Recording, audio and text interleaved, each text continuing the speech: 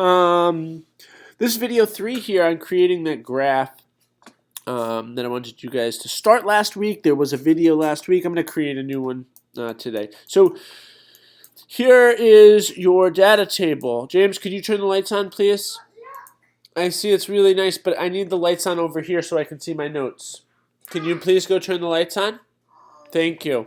You're going to highlight your data here. Remember, we're only using cells A, B, C, and D. And you should have day 14 as your last day. We're going to insert, and you're going to insert a chart. And when you do that, a chart is going to pop up. Now, yours may not be a line chart. Maybe yours is a bar graph or a, any of these other graphs, a pie chart, anything. It all depends on whatever your last graph was. So if it is one of these other graphs, you just need to make sure you change it to a line chart. We're not going to do a smooth line chart because it's harder to interpret the data. We're just going to be a line chart. Now, this is what most of you should have right off the bat because the data table is set up to automatically input most of this. We're going to work through the Customize tab so you can adjust anything. Yes, buddy? What's my fish when they're dying? Well, they're not dying, okay?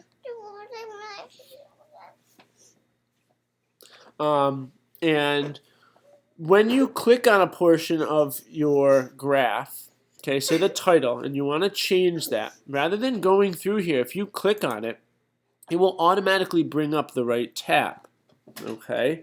So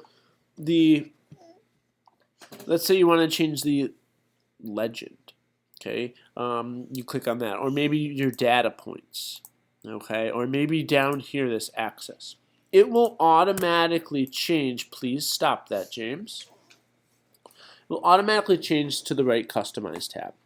So first thing we notice that we're missing is a title over here. So we have some stuff we do need to change. So we're doing the temperature, dew point, and humidity, but of what? So I need to adjust this, and I need to put my city in. So you're going to go to your title. You're going to click slide over, and I want you to put your city in. So in Casa Una, New York. And that is for me. You will put your own city in there. That is done. Your title is done. It's good. I like mine in bold, so I'm going to put it in bold. Maybe I want to change the color to be black, a little easier to read. Fantastic. Now my graph is nice in terms of the legend, but let's say I wanted to change where that legend was and maybe put it on the bottom, which kind of looks nice. Or maybe put it on the right-hand side. That looks really good too, but it's harder to spread out the data. So I'm going to put it back on the top. So I kind of liked that. Good. My data looks really nice. Now, if we don't have a 0 start here, we need to make sure we have a 0 start. Yes, buddy. The fish can go in here. You can't put a fish in an Easter egg. I'm sorry. Okay.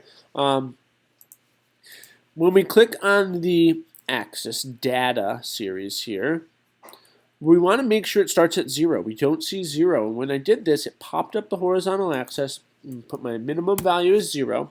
And remember, we did this for 2 weeks, so maximum should already be 14, but if you want to double check and add that, you can.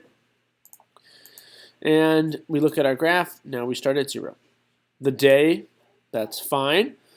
My axis for the y-axis here also looks good. Starts at 0, goes to 100. Now I don't have a title. And if you click on this, it brings up the vertical axis, but it does not tell you or ask you for the title. The titles are up at the very top of your chart axis and titles.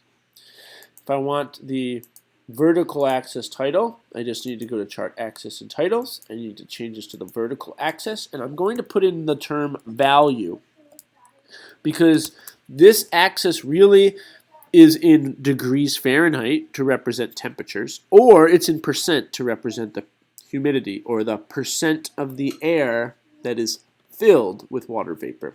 Remember, humidity is a percentage. 100% means the air is 100% full of water vapor.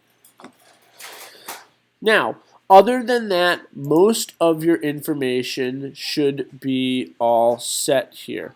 One thing we notice is on day 0, technically that should be your first day.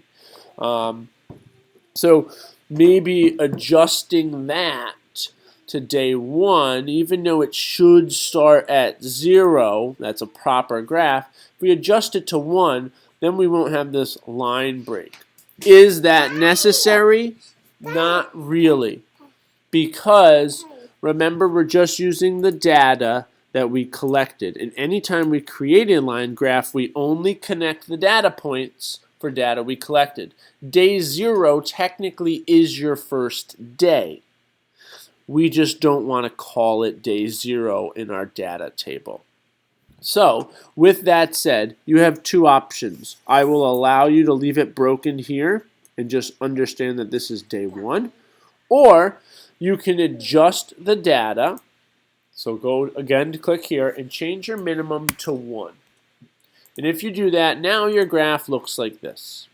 Again, it is not the best because it's not really starting at 0, but 0 is day 1 for us. So that is your graph in a nutshell. That is all you're doing first, and then you're going to answer your questions that will be posted in the material section of the classwork, and you will submit that by Friday. So again, when you get to your Earth Science, James, can you please wait a minute? And I will be there when I'm done with my video, okay? You're going to click on classwork, and then under classwork will be your week 3 lab, which I will post as soon as this video has uploaded. Okay, this will be the 3rd video. Please watch all 3 videos, and I will see you guys during our Google Meet today.